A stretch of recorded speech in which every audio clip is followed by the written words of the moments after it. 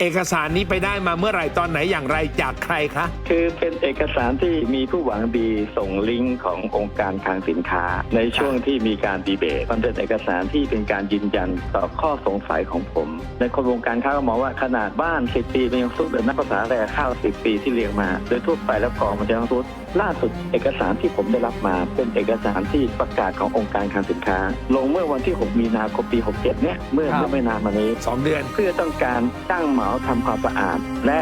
จัดเรียงกองข้าวไอ้ตรงนี้ต้องโค้ดเลยนะอาจารย์คำว่าจัดเรียงกองข้าวแล้วก็พ่นสเปรย์ข้าวสารพูดคุยกับนายแพทย์วรงค์เดชกิจวิกรมนะครับเพราะว่าท่านที่ติดตามมาตั้งแต่เมื่อวันก่อนก็คงอยากจะรู้ว่าแล้วเอกสารหลักฐานใหม่ที่บอกว่ารงงัดขึ้นมาที่บอกว่าเสียดายที่ได้ช้าไปวันนี้เราเปิดพื้นที่ตรงนี้ให้คุณหมอวรงค์นะครับได้พูดให้อย่างชัดเจนครับว่ามันคืออะไรกันแน่อยู่ในสายกับเราแล้วนะครับสวัสดีครับคุณหมอครับสวัสดีครับคุณต๊อบครับอาจารย์ครับสวัสดีครับหมอวรงค์ครับเอกสารนี้ไปได้มาเมื่อไหร่ตอนไหนอย่างไรจากใครคะคือเป็นเอกสารที่มีผู้หวังดีส่งลิงก์ขององค์การคลังสินค้าในช่วงที่มีการดีเบตแล้วก็ปรากฏว่ามันเป็นเอกสารที่เป็นการยืนยันต่อข้อสงสัยของผมที่อาจารย์จำได้ไหมครับว่าข้าวมันดูกระสอบที่มันเรียงตัวมันสวยมากตามภาพนะซึ่งเป็นภาพของการไลฟ์ของกระทรวงพาณิชย์เลยซึ่งผมก็ในคนวงการค้าก็มองว่าขนาดบ้าน10 ปีมันยังซุดนักภาษาแร่ข้าว10 ปีที่เรียงมาโดยทั่วไปแล้วกองมันจะต้องซุดเอียงหรือล้มแต่ภาพนั้นมันดูกองเอียงคือพูดง่ายๆคือกองมันสวยแล้วพลาสติกก็ยังดูใหม่อันนี้คือตั้งข้อสงสัยและสุดท้ายมันก็เป็นข้อสงสัยที่ถูกโยงไปว่าเอ๊ะพวกคุณเอาข้าวใหม่ข้าวที่ใส่กระสอบใหม่มาซุกเข้าไปในกองข้าวแล้วไม่ได้เจาะข้าว10 ปีมากินโชว์ประชาชนแต่คุณอ้างว่าเป็นข้าว10 ปีดังนั้นล่าสุดเอกสารที่ผมได้รับมาเป็นเอกสารที่ประกาศขององค์การคลังสินค้าลงเมื่อวันที่6 มีนาคมปี 67เนี่ยเมื่อไม่นานมานี้2 เดือนเพื่อต้องการจ้างเหมาทำความสะอาดและจัดเรียงกองข้าวไอ้ตรงนี้ต้องโค้ดเลยนะอาจารย์คำว่าจัดเรียงกองข้าวแล้วก็พ่นสเปรย์ข้าวสารดังนั้นหลังจากที่มีการประมูลผู้รับเหมาแล้วเนี่ยเขาก็ได้ผู้รับเหมาโดยให้ไปดำเนินการใน2 โกดังก็คือทั้งคลังกิตติชัยและคลังพูนผลก็คือคลังที่รัฐบาลจะเปิดประมูลข้าว 15,000 ตันแล้วก็เสียค่าใช้จ่ายไปคุณหมอจะตีความในยะของการก่อนนะฮะจากตัวเลขค่าใช้จ่ายประมาณ 189,000 บาทนะครับคุณหมอจะตีความในยะของการเรียงข้าวใหม่นี่ยังไงครับคือโดยปกติแล้วมันไม่ใช่หน้าที่ของรัฐบาลหรือองค์การคลังสินค้าที่จะต้องไปเรียงข้าวใหม่ดังนั้นการที่มาเรียงข้าวใหม่ก่อนที่จะนำไปสู่การจัดดราม่าหลังจากนั้นมันห่างกันแค่ไม่นานก็เท่ากับว่าข้าวมันคงต้องมีปัญหาเรื่องสภาพของกองที่เกิดขึ้นแล้วก็คุณมาจัดเรียงใหม่ในช่วงการจัดเรียงใหม่เกิดข้อสันนิษฐานแล้วว่ามันจะน่าจะต้องมีข้าวกระสอบใหม่เข้าไปซุกอยู่ในกองข้าวแล้วคุณหมอจะไปยืนยันกับเขาได้ยังไงล่ะครับว่าที่เขาเอามาหุงให้กินนั้นเนี่ย มันเป็นข้าวใหม่ที่เขาเรียงเพราะว่าในตอนที่เราเห็นตอนแรกมันก็เหลืองนะหมอครับคืออย่างนี้อาจารย์เนื่องจากว่ามันมีคลิปที่น้องๆสื่อที่ไปตรวจโกดังร่วมกับทางคุณภูมิธรรมในวันนั้นถ่ายคลิปมาให้ดูครับยังไงครับแล้วก็ผมก็มาดูคลิปต่างๆในรายละเอียดเราก็เห็นปกติแล้วข้าวในโครงการรับจำนำเนี่ยข้อบังคับของโครงการจะต้องใส่รหัสของสัญญาอคส.สีเขียวขนาดไม่น้อยกว่า2 นิ้วครึ่งตามทุกกระสอบและเนื่องจากว่าข้าวในโซนที่เขาเจาะเนี่ยไม่มีโค้ดของสัญญาแล้วก็ดูหลายๆคลิปที่มีการยกข้าวขึ้นซึ่งบางคลิปเราเห็นด้านหน้าในช่วงที่เขายกเราก็จะเห็นด้านหลังซึ่งเท่ากับเราไม่เห็นสัญญาถ้าไม่เห็นโค้ดของสัญญาที่เป็นรหัสขึ้นมาเนี่ยก็เท่ากับว่าพวกนี้คุณเอาข้าวที่ไม่ให้ข้าว10 ปีมาซุกไว้ด้วย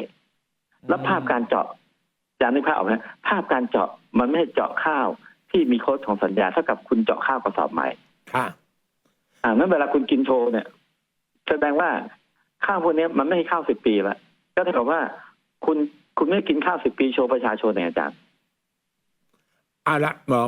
หมอบอกว่ามันเหมือนกับการแสดงละครตบตาไหมใช่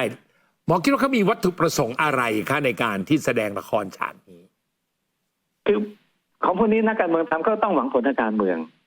ถ้าเราสังเกตดูเขาพยายามจะพูดโยงไปถึงโครงการจำนำข้าวแล้วก็พยายามบ่งบอกว่าแต่ในข้าวนี้ยังเป็นข้าวดี ไม่มีใครว่าเขาเรื่องข้าวเน่านะมีแต่ว่าข้าวไม่ได้มาตรฐาน ครับ แล้วก็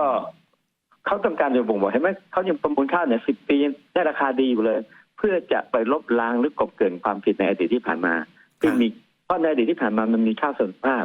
ข้าวไม่ได้มาตรฐานเขาทุบไปเยอะ แล้วเขาพยายามโจมตีว่าไปประมูลราคาถูก และอาจารย์จำได้ว่าโฆษกรัฐบาลพยายามพูดว่าคุณยิ่งรักษณ์ไม่ผิดในโครงการจำนำข้าวผมก็เถียงเขาตลอดและผมเอาหลักฐานให้เขาโชว์วันนี้เขายังเถียงอยู่ตลอดเลยว่าคุณยิ่งรักษณ์ไม่ผิดในโครงการจำนำข้าวดังนั้นการที่เขาจัดอีเวนต์นั้นน่ะก็คือต้องการที่จะกลบเกลื่อนความผิดในโครงการจำนำข้าวและพยายามฟอกขาวให้กับคุณยิ่งรักษณ์เท่านั้นเอง ค่ะทีนี้เมื่อเขาทำแบบนี้แต่ในขณะเดียวกันหลายๆ คนก็มองว่ามันไม่น่าจะฟอกได้ถามคุณหมอว่าถ้าสมมุติว่าข้าวเนี้ยนะคะออกมาขายในประเทศมันจะเกิดอะไรขึ้น แล้วถ้าส่งออกไปนอกประเทศจะเกิดอะไรขึ้นที่หมอห่วง เพราะว่าวันนี้คนไม่เชื่อมั่นนะอาจารย์คือปัญหาคือคนไม่เชื่อว่าข้าว10 ปีมันกินแล้วมันจะไม่มีผลต่อสุขภาพมันจึงไม่แปลกที่สื่อเอาไปให้อาจารย์เขาตรวจแล้วเจอสารพัดทองสินวันนี้สิ่งสำคัญที่สุดเนี่ยก่อนที่เขาจะดำเนินการต่อไปมันต้องพิสูจน์ให้เห็นว่าไม่มีผลกระทบต่อสุขภาพไม่มีสารปนเปื้อนไม่มีอัลฟาท็อกซินแต่ผมทราบข่าวว่าเขามีการส่งตรวจซึ่งอันนี้ก็เป็นปัญหาอีกอาจารย์การส่งตรวจตอนที่คุณกินโชว์คุณเอาสื่อไปเยอะแล้วประชาชนสงสัยทั้งประเทศวันนี้แอฟริกาก็เริ่มมีความสงสัยและแต่การตรวจคุณตรวจเงียบๆเริ่มไม่แน่ใจว่าคุณเอาข้าวจากที่ไหนไปตรวจคุณอาจจะเอาข้าวที่ไม่ใช่ข้าว10 ปีตรวจก็ได้เพราะเนื่องจากว่าในโกดังคนก็สงสัยว่าผมก็ยังสงสัยว่าไม่ใช่ข้าว10 ปีไปซุกอยู่ในกล่องนั้นเกิดถ้าคุณดำเนินการที่ไม่โปร่งใส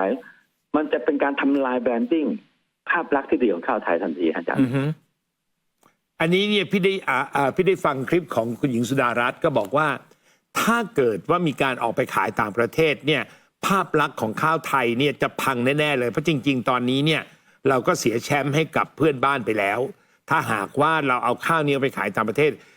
ดูเหมือนว่าคุณหญิงสุดารัตน์ก็เป็นห่วงเป็นใยภาพลักษณ์ของแบรนด์ข้าวไทยเหมือนกันนะครับผมเห็นด้วยนะฮะผมจะบอกเองว่าวันนี้รัฐบาลไม่มีความชัดเจนเดี๋ยวบอกว่าจะทำจำหน่ายในประเทศเดี๋ยวจะไปให้ทหารกินเมื่อเจอกระแสต่อต้านก็ไปบอกว่าจะไปขายแอฟริกาวันนี้มันก็มีกระแสรายงานออกมาทางแอฟริกาแล้วว่าเขาไม่มาจ่ายข้าว10 ปีของเราสิ่งที่สำคัญที่สุดผมถึงบอกว่าถ้ารัฐบาลยังเดินหน้าดุยทำและอ้างว่าวันก่อนผมดีเบตกับโฆษกรัฐบาลเขาบอกผมไม่ได้กินคนไทยไม่ได้กินไปเดือดร้อนอะไรไอ้อย่างเงี้ยอันตรายยิ่งเดินหน้ายิ่งอันตรายเพราะว่าความเชื่อมั่นกับแอฟริกาเขาเป็นคนเหมือนกันอาจารย์แล้วคุณหมอเห็นยังไงกับคำพูดว่าคนจนเขากินได้ ประเทศยากจนกินได้